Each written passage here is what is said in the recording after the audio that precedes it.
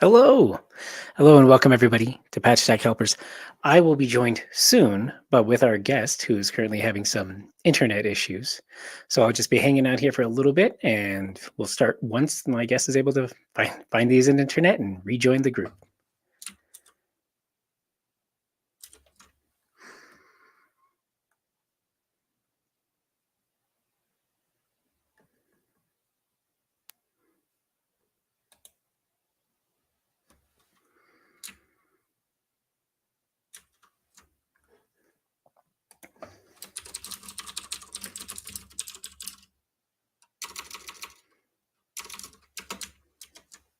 And there he is.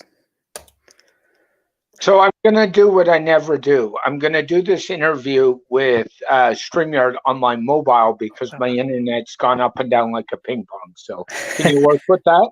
Oh, yeah, we can. Thanks for joining. Glad you're able to get on, even if it's on mobile. This will work. I think this will work fine. So Are you getting any echoing? Or are you okay? it sounds all right. No echo. I'm not getting any feedback. So we'll go ahead and get it started. I'll start with the introduction now. So Okay. hello and welcome to Patchstack Helpers. Patchstack Helpers is an ongoing series of interviews highlighting people involved in open source, web application development, security research, design, performance, and more. Generally speaking, Patchstack Helpers is featuring individuals who help others in the open source and web communities. Many helpers out there have great stories to share, and those stories sometimes go untold, and we're looking to share those stories to help spread the word that there are many helpers out there in the world and maybe encourage some people to become helpers themselves. If you're joining in the live stream, please feel free to chime in on chat. You can just say hi, mention where you're from or where you work. Please feel free to ask any questions you have or leave comments, and we will do our best to take a break during the conversations and address what you have said. So today, I was joined with Rob Cairns, who just left on his phone. So Rob Cairns is a digital marketer. He's a podcaster, web designer, and WordPress professional. So he knows about security, performance, and everything. He even knows how to get back online after a live stream is jumping on and off, and he knows how to deal with bad internet connections for sure. So when Rob is not working out of his home base in Toronto, Canada, he's an avid reader, longtime learner, and I believe a sports fan. So hi, Rob. Thank you for joining us. It's such a pleasure. It's good to be here. Thank you very much for having me. Oh, it's no problem. I feel like this is going to be an interesting hour of hopping back and forth, and I'll be doing a lot of monologues. So hopefully your internet stays stable. So Rob, happy Friday to you. I'm going to start with a good question to start with. Is WordPress secure? Is WordPress secure? Yeah, I Yeah. would say it is. And everybody assumes that open source does not mean that it's secure. And I would humbly disagree. I said it's based on trust and who you believe. And I would say I trust WordPress to be secure. So I would say WordPress is very secure. It's putting all the right pieces together to make it that way. But yeah, it's secure. No question. Nice, nice. So you have a long history and a lot of experience working in IT, web development, website management, things like that. Do you want to share a little bit, basically, like how you got started in all this, where you come from, and what level of expertise are we talking with today? Yeah, it's interesting. I started professionally as actually, let me even go back further than that. My father was the CFO for an insurance company, and he made the mistake of bringing home an Apple II Plus one day, which I still own to this day, and that got me hooked in the world of computers. I then progressed to dial-up and many dial-up services like CompuServe and Genie and Delphi, if we all remember those days. And then I decided to go to school. I became a computer programmer. So, business wise, I actually programmed high end business systems. And my dream always was to work with personal computers, and the revolution wasn't there yet. And then I moved into personal computers tech support in the healthcare environment. I spent 21 years with one of Toronto's biggest hospitals. And then from there, I moved into running my own digital agency when changes got made. So I've kind of been a little bit all over the business spectrum that way. Yeah, but that's a fantastic thing because you can draw upon your experiences from healthcare, from as a developer, you didn't even mention what language that was that you originally learned to develop on. I don't think a lot of it's applicable today, but why don't you share? Yeah, it's COBOL, which is the old business language, and that's what most of your financial systems and your bank systems, believe it or not, still run on. I worked in the insurance business programming, so that was where that came from. Yeah. Nice. Yeah. So you have a solid, yeah, like I said, a solid background and a unique background that still applies to things today. The core concepts are still carried over, right? Like core concepts of security, writing performant code, architecture design, right? A database server and a web server not having to be on the same system. Those sorts of things, which I think nowadays everybody's moving to Docker. So these things become even more ambiguous or hard to pin down. But really, technically, running two Docker containers is two separate systems in a way, right? Yeah, I would agree with that, and I think that's a good way to go. You need to keep your database server and your web server separately. And Yeah. it's funny when you talk about that. We were talking about before we went to air. I'm working with my hosting provider and my managed server right now that I've got a database server problem going on this morning. So it even happens to the best of us. So keep Yeah. them separate. It's a lot better. Yeah. Yeah. Yeah. What that protects against is the database server taking down the web server. Now, I'm sure the websites aren't very accessible at the moment because most websites are ran on database servers, but all the non-database managed systems probably are semi-functional. But at least there's also not spreading from database to whatever the problem is and taking the whole website completely down. So true. Yeah. You also have a lot of experience coming from really a closed source background, and now you work with open source software a lot, WordPress and many other technologies. Do you want to share kind of like your experience growing up and like the differences between these two things, or basically how over time things have changed? Are they leaning more open source now, or are they leaning more closed source? I would say the business community and certainly the healthcare community and the financial communities are still staying in very close source. I had a friend of mine that was a DBA up at one of the big banks in Canada, and I used to say to him, there's 10 ways better to manage projects than what you're doing. And, typical of most big companies, they stick to de facto. Microsoft products, nothing else. On the CRM side, Salesforce, nothing else. And I say, why? And they say, oh, but that's what our managers want us to use. And I say, do your managers really know what they're asking for? And I think that's part of the problem with big companies. They don't take risks. Where a lot of smaller companies or entrepreneurs more will go the open source route because they believe in it, but they also take those risks and they're more likely to use the best tool instead of the one they have to use. Yeah, being able to work and find the best tool. You mentioned risks. So what risks are basically the big risks that you would be concerned about with choosing open source? Um, I think a lot of people, it comes back to the question you led off the show with is open source secure? And my answer is yes.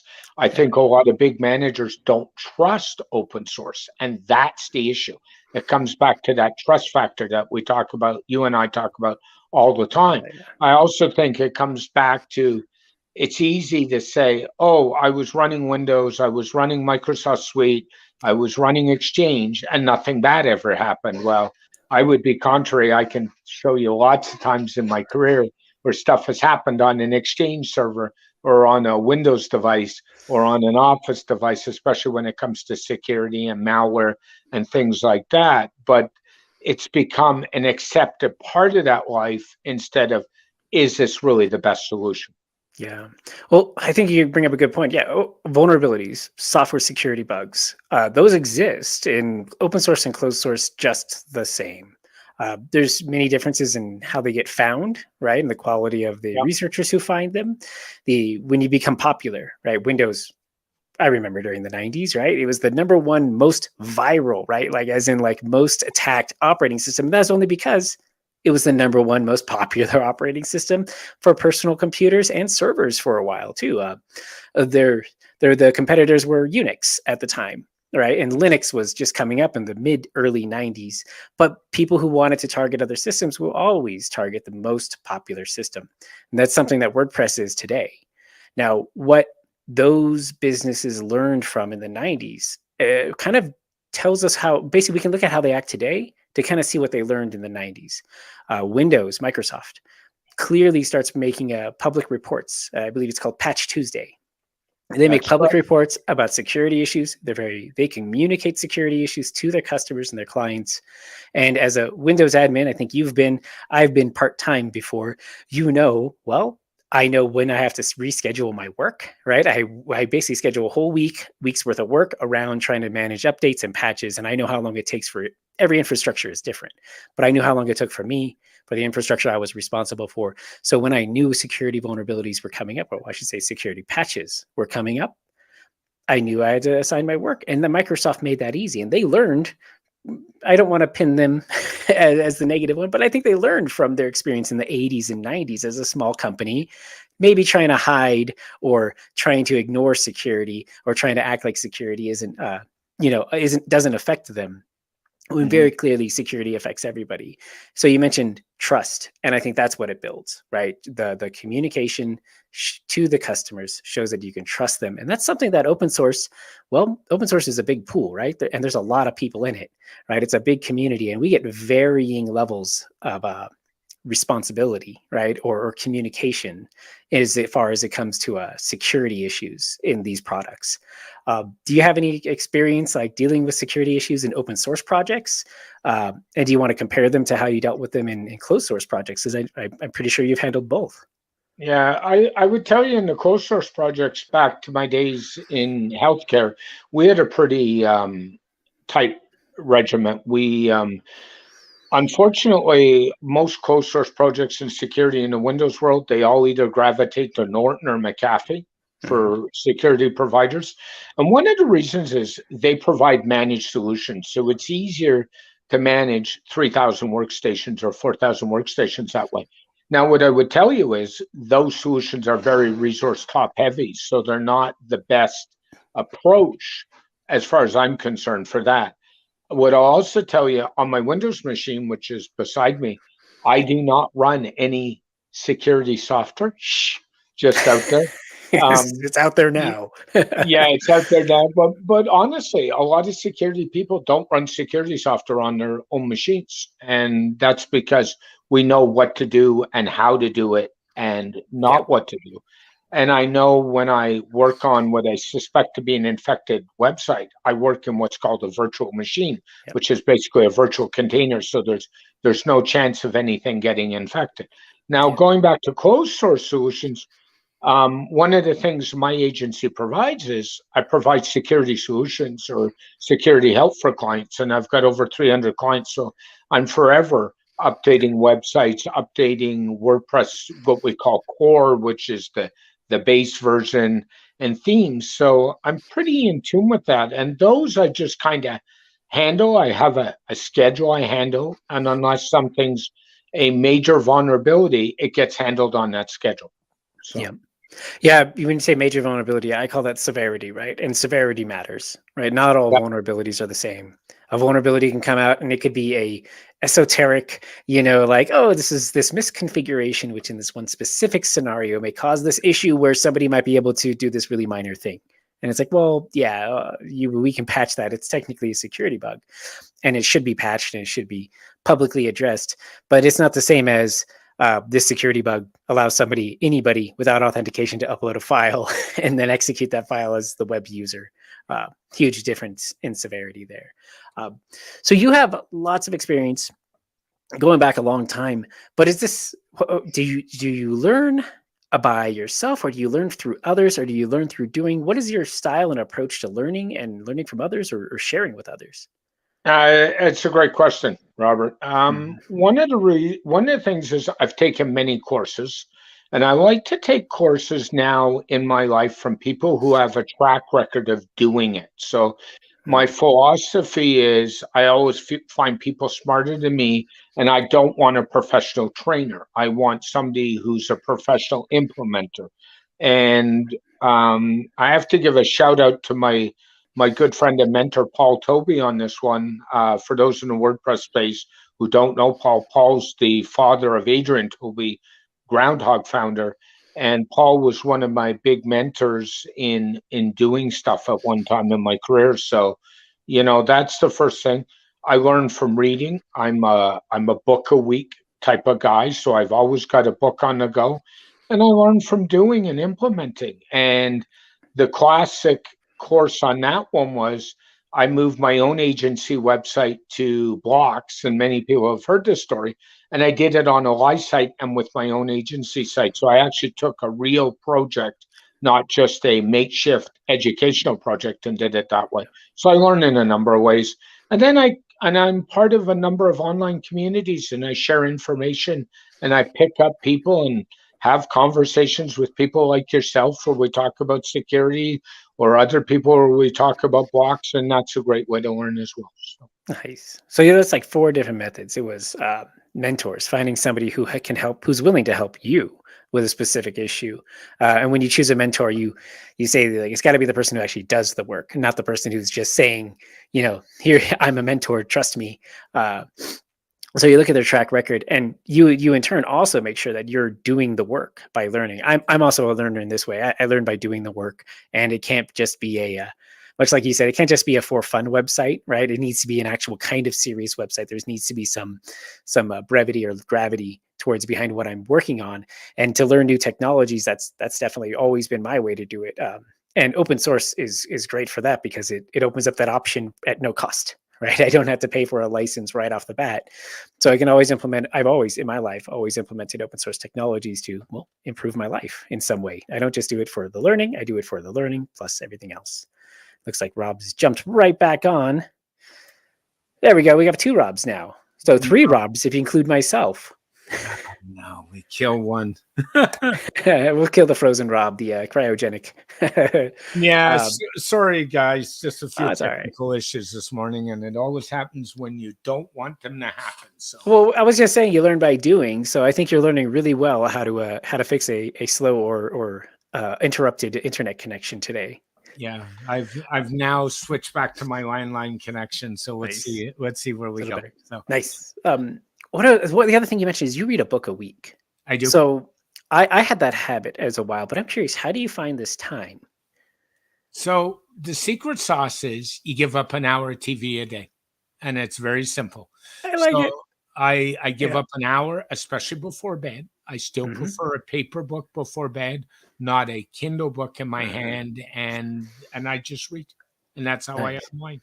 Yes, that sounds a lot like exactly or similar to what I did. I picked up a book a week reading habit, but it wasn't at night; it was in the morning.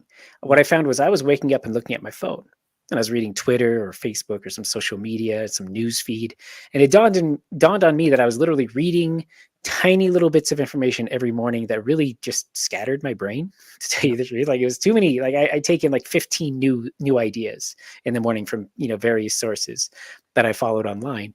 And that wasn't particularly great, but I found that if I just replaced reading 15 random things from random people with reading one book, like spending about half an hour to an hour was my goal every morning. Instead of reading social media, I would read a book.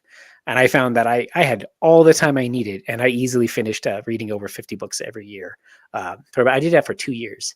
I've fallen off the habit, but I don't get bad on myself for falling off the habit. I still have books. In fact, I picked up a book, Writing for Humans and Robots, which just got released by Maddie Osmond. Yeah, and I've actually ordered that book, and I'm just waiting for it. I'm supposed to get it tomorrow. So yeah. So again, butcher cousins of the final, but community. People share what they know with one another, and I think books are a form of community, right? Like this book from Maddie Osmond is, I haven't read it, so I can't endorse it, but it's a form of somebody taking expertise, a high level of expertise in a field, putting it into words on a page, and a little bit too much to consume in a blog format you don't want to get distracted trying to release it in social media with all the other distractions on social media. So Maddie put it together as a book, and I love that sort of thing, right?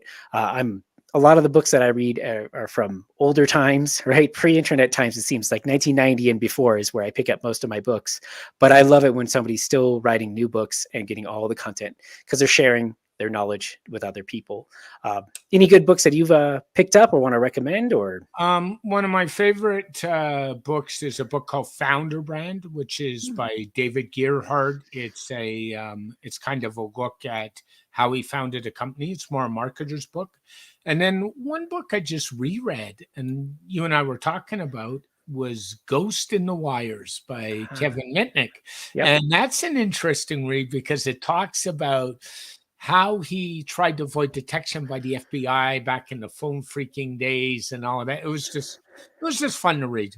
We should clarify who Kevin Mitnick is. Both of us know Kevin Mitnick is, and anybody who grew up in the hacker community in the 1990s or knows Off the Hook or 2600 magazine knows who Kevin Mitnick is.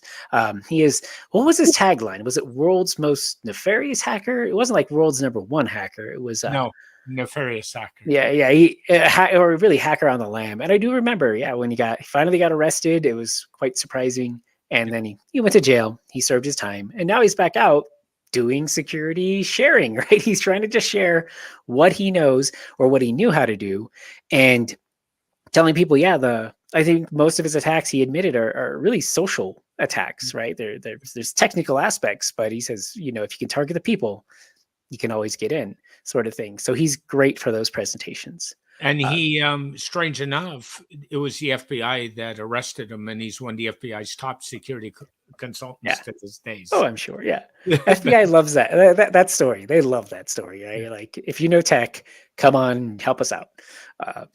So, of course, I should also say, as long as you've, made good with society. And I think Kevin worked, he basically stole identities, but he didn't steal identities to steal their money. He stole identities to get a job, to work in a county or in a city far away from where he was, because he didn't want to get arrested for all the other things he already did.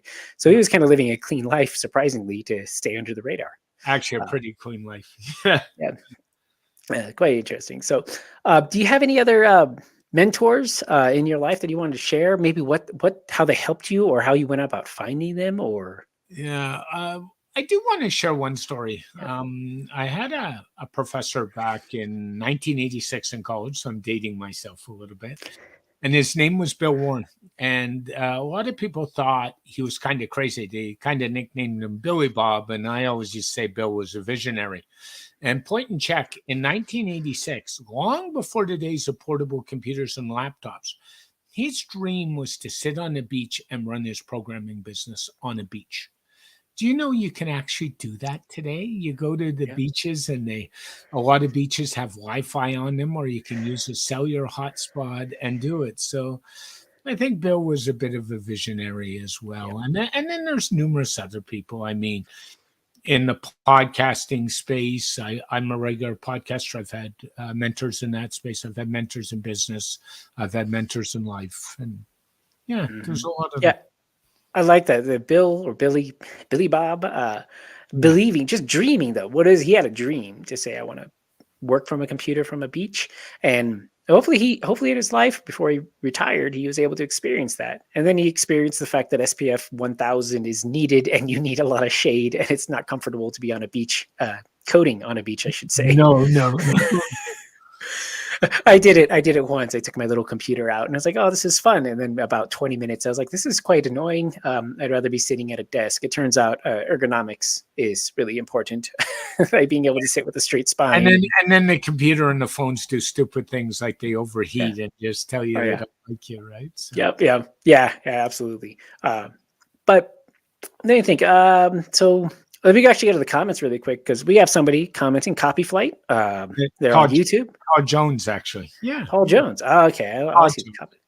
Nice. Someone you know. So and they know Maddie. So turns out Maddie's quite a popular character. Yeah. So have you also, mentorship is the way that you look towards others to help you out, or perhaps they just, are being kind and they help you out when they see that you're having issues. Have you played the role of mentor towards other people? And really, how you want to comment on that, or? I do. I do actually, and I want to share an offline story. So just over 10 years ago, in Toronto, we had the worst mass shooting we've ever had. It was called the Danzig shooting. There was 17 people shot, 2 people killed out of the 17.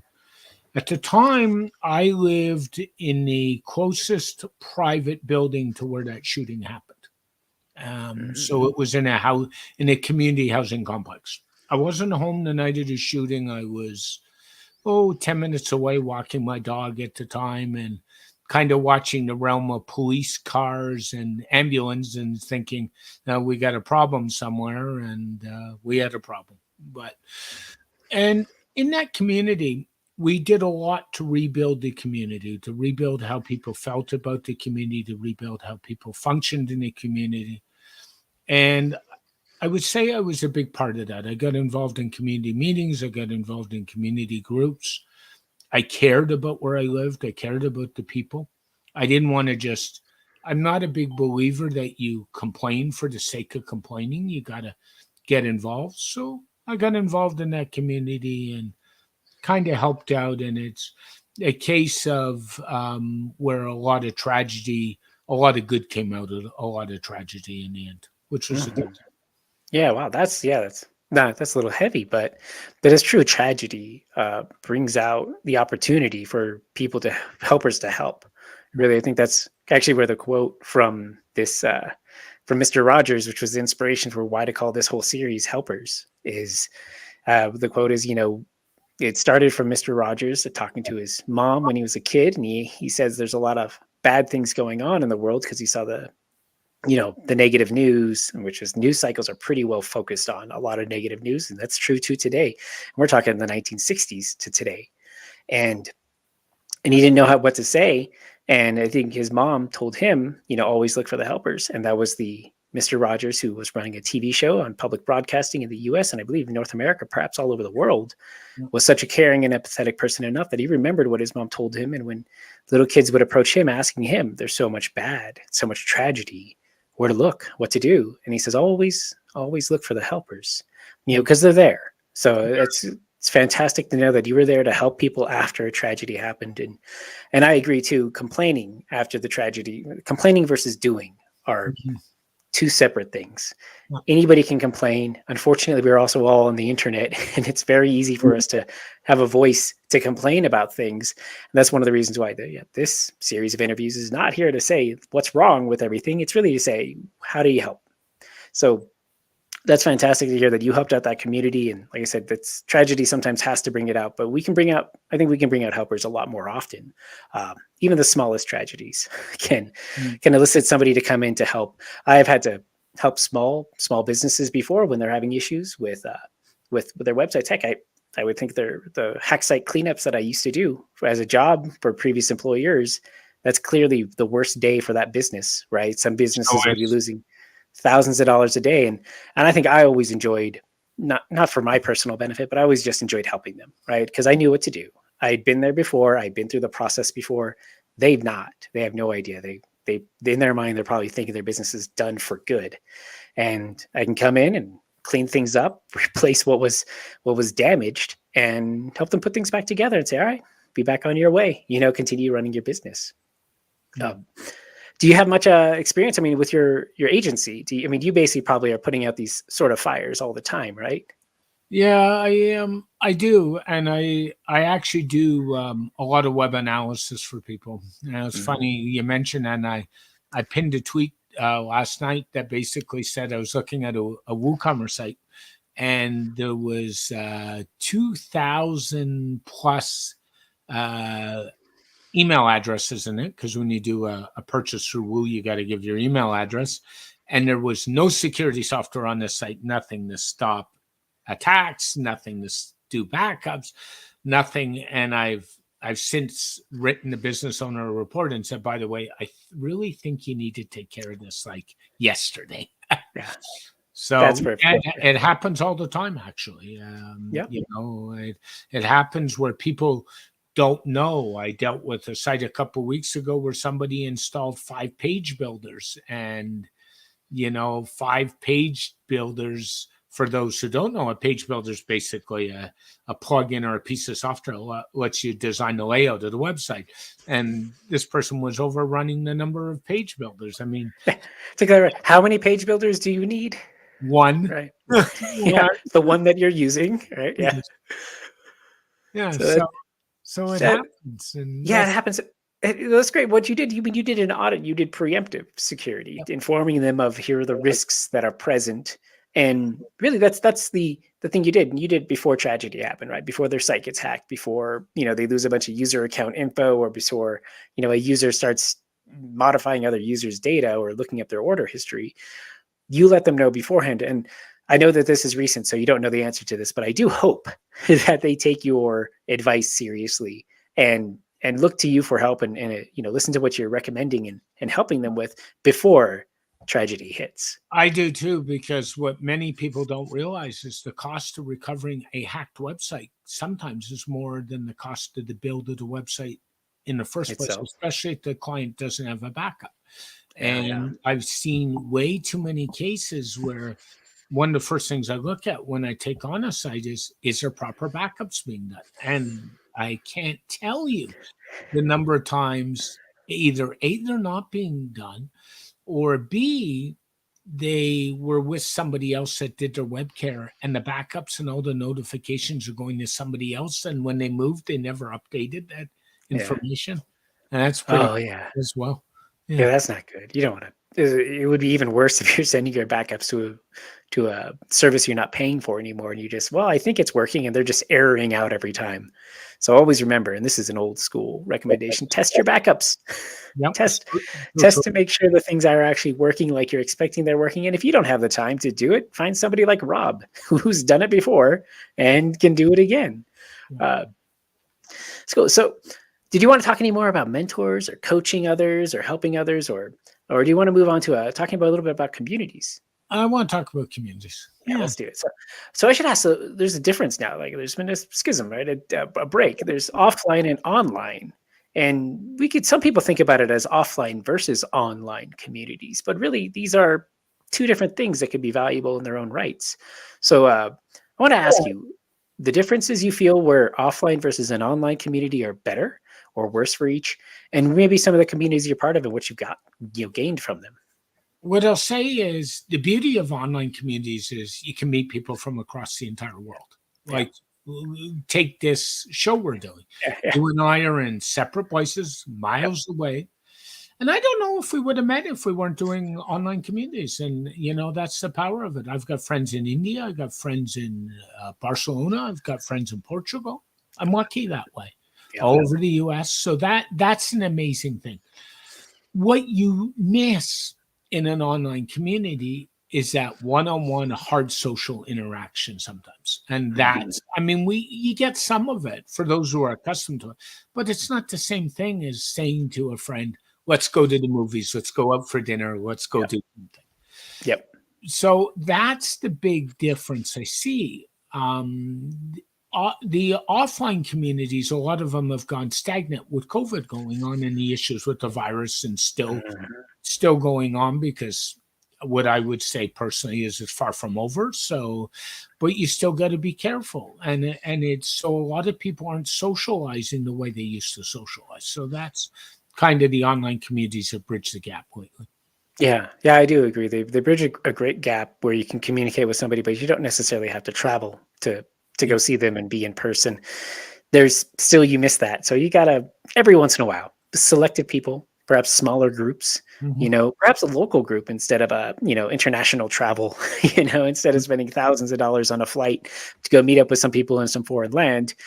You can just meet with those people virtually. And when somebody happens to be traveling, you can do a small, maybe a small dinner or a small event, as opposed to these giant, massive 1,000-person, or multi-thousand people parties that some vendors like to throw. Those are fun. I miss those, but they're a little bit much for some people. So I'm an avid sports fan, actually, and a Toronto Raptors season ticket holder. And believe it or not, I didn't go to any games once in Canada. We opened back up to fans. I gave my tickets away because I just wasn't ready to go into an arena at the time with 20,000 people. They didn't know. So you got to be selective. I agree with you, Robert. Yeah. We should also add, everybody's risks are different, and everybody's willingness to accept risks are different. And this is quite funny. You've done security, and I've done security long enough that I really, that I'm being very specific with what I say, and there's depth to what I say there.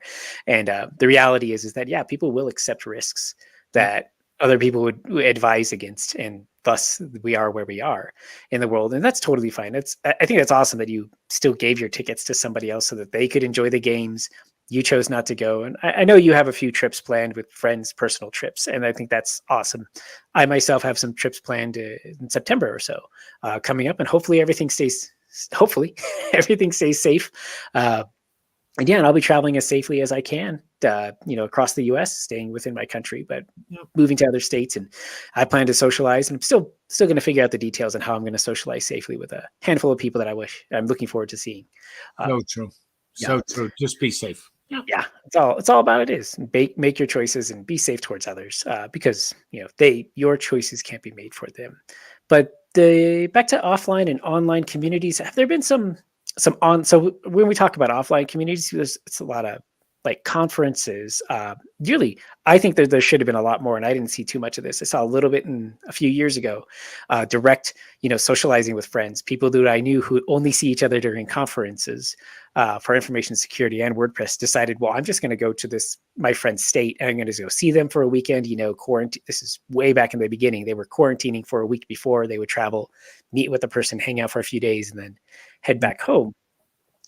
What offline or online communities are you a part of or looking forward to in the next year or so?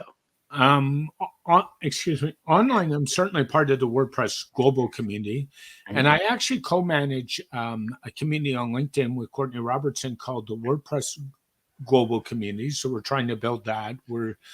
That community is just shy of 9,000 people. As I looked this morning before we went to air, we're at about just over 8,900. So 9,000 is coming up. So that's a nice thing. I think Courtney and I are saying when we hit 10,000, we need to have a big party. So I think that's coming.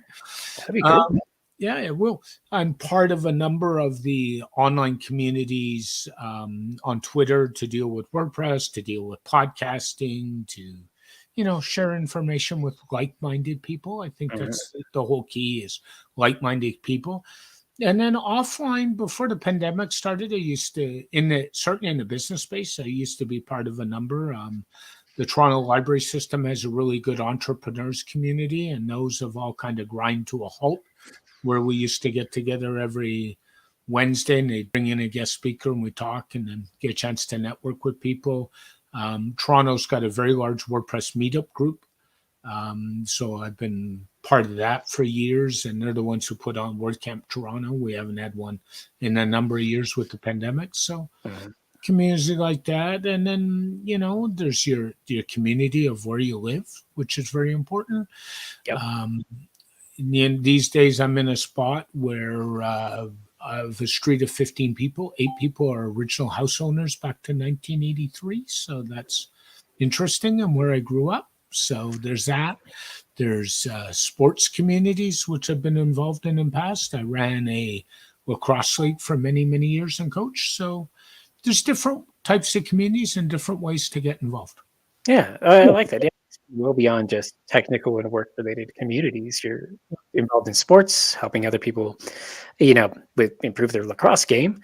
You're involved, and I like that you mentioned the friends and neighbors and things like that community. It's a core community. I live in the mountains, a little bit outside of a city, so I do need to know my neighbors, because it's not just asking for a cup of sugar. Sometimes I need to ask if they have power, because if we lose power here, or if they need I recently helped a friend. A neighbor chopping wood. They actually helped me. It's quite strange. A tree fell down on my property, and I don't burn wood, so I found out which neighbor did, and it turns out it was a retired guy down the street. And I personally had a lot of fun chopping the wood, because that's just how I enjoy myself. Is can I chop a bunch of wood, act very manly sort of thing, and do the mountain man type thing. But the benefit was that I gave him a ton of wood, like a whole truck bed full of wood, and he's ready for next winter. Well, that'll probably get him through about a month. But it helped him out a bunch. He even sent me some money in return, which I'm going to try to have to give him back. So So online community, or sorry, offline communities are critically important, and they spread beyond just work. And online communities are great. You mentioned the global community, WordPress global community group, and LinkedIn that you and who was it? Courtney Robertson. Courtney Roberts helps uh, help manage and run. That's awesome. I think because that solves that benefits from the greatness of online communities, which is it can be global instantaneously. So if you're on LinkedIn, go find the WordPress global community group. I've been there. It's fairly spam free. I've not seen many notices, but maybe you want to talk a little bit about this. One of the drawbacks of online communities. Yeah, is the spam. So in our community, we have a rule that says no direct sales links, no Fiverr links, no affiliate links. And every so often, somebody has to ignore the rules at the top of the community. And I think it's culturally, to be honest with you. That's how they function. So they ignore the posts and they just do it. Yeah. Our community got so bad about 2 weeks ago. Courtney and I had a discussion, and Courtney turned on all the moderating of all the posts. So now we're at the point where every post that gets shared in that community is moderated by one of us. So we either approve them or disapprove them. Nice. And that will cut down on the spam, but it increases the workload a little bit. But I think it's worth it for the community as a whole because they're getting better information. So. Yeah, I truly agree. Like online communities dealing with spammers or just people that are taking advantage of the community. Really, the problem with the spammer isn't so much the spam itself; it's the fact they're not contributing to the community. They're just there to promote their thing, and they're hoping to get an affiliate sale out from the group. And I think I need to do a little bit better about chatting in the global community group. I did a little bit a while ago, but I haven't in a while. I haven't spent time on LinkedIn due to the interface. Just being a little bit harsh on me and how my mind works. But I need to be joining that group, answering some questions, because there have been some great questions and some great people seeking out advice. And I personally love, we talked about it earlier, right? Mentorship, helping others is really just what I enjoy doing. So that's one group online, and you and Courtney do a great job keeping it clean from spammers and people that really aren't there to help, right? That's the problem with the spammer. They're not there to help. They're just there to get their affiliate sale or get a couple of bucks, as opposed to those of us that are really trying to just help out, share information and knowledge, and improve everybody. Are there any other online groups? I think I see your hat, and we got to say post status. That's a post status hat. So I'm part of the post status community. I mean, run by basically Corey and Lindsay Miller, and I'm grateful. I've known Corey a long time before he took over post status. We go way back. The post status group is a bunch of like-minded people, and we love to share and talk about all things WordPress or business, and it's a really great group of people. So yeah, and you get some great conversations in there. I'm just going to say I enjoy it for the crazy conversations some people can come up with. This morning, I think I was talking about micro laptops with the GPD Pocket. I do own one, so it is quite a fun little laptop. We got a couple of people joining here in the chat, right? Mr. Spider, I'm not sure who that is, real name, but Ryan Waterbury. That's hello, both of you. I hope you're enjoying. If you have any questions, feel free to drop it in the chat. We're kind of coming up towards the end here, Rob. Is there anything more you wanted to touch on or talk about? We can always, I know you and we can always talk about pretty much anything. Yeah. So I would say a couple things. One is do me a favor and Robert a favor and get involved. And I don't mean necessarily in the WordPress community, but if your passion is helping dogs, get involved with a dog shelter. If your passion is helping elderly, get involved with an elderly organization like ARP in the US or CARP, the equivalent in Canada. If your passion is helping kids at school, maybe get involved with an after-school program. Do something. And just kind of make a difference in the world. I think that matters. And to me, it matters. It always has. And don't spread yourself too thin. You don't need to be involved in everything. You need to kind of pick and choose what helps you get fulfilled and what's rewarding. I've been involved, as I've told you, everything from sports to CARP to the Ontario Police Memorial Foundation's ceremony to you name it. And they've all had different rewarding. And by the way, there's nothing wrong with if you're volunteering.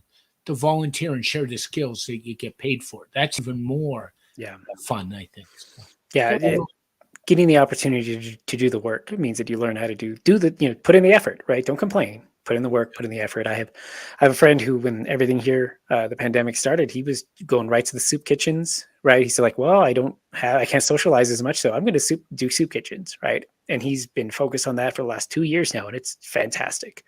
I have other friends who are helping wildlife, rehabilitating wildlife because they really love squirrels and other small animals. And Ryan Waterbury mentioned nonprofit volunteering is so rewarding in itself. I think the big thing to remember is that what you do for work, when you're doing work and helping others, it doesn't have to be for pay, right? It doesn't have to be for profit. And you almost find when you get rid of that concept, right? I myself have done conferences and mini events in the past, mini as in miniature events in the past, where I'm just trying to help people. It came at a cost to me, and I did exchange fees for tickets and things like that, but it wasn't a way for me to make money. It was just a way for me to pay the bills. And in the end, I knew that I was helping, a dozen or so friends who I knew needed some help in a certain way. And I was bringing together people, more helpers, to help out this group of friends that I had. And that's what it was all about.